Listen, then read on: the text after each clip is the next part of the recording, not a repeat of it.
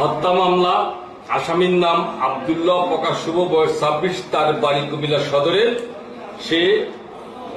সে দিনাজপুর জেলার পার্বতীপুরে বিয়ে করে। তার পারিবারিক দ্বন্দ্বের কারণে ওয়াইফের সাথে তার ডিভোর্স হয়।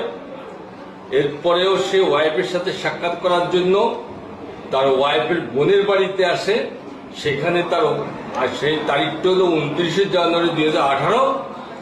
বিকালবেলা সে আসে। আসার পরে তার ওয়াইফের সাথে ঝগড়া হয়। ঝগড়ার এক পর্যায়ে মারামারি হয়।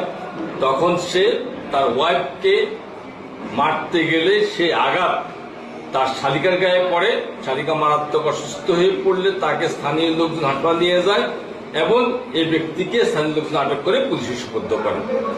এতদিন 2018 সাল থেকে আজ পর্যন্ত সে জেল হাজতেই ছিল। আজকে এই মামলার রায় দেয় মাননীয় জেল দায়ের আদালত, তৃতীয় আদালত জনাব সাদিয়া সুলতানা স্যার। এই রায়ে আসামি মৃত্যুদণ্ড ঘোষণা করেন বিজ্ঞ আদালত।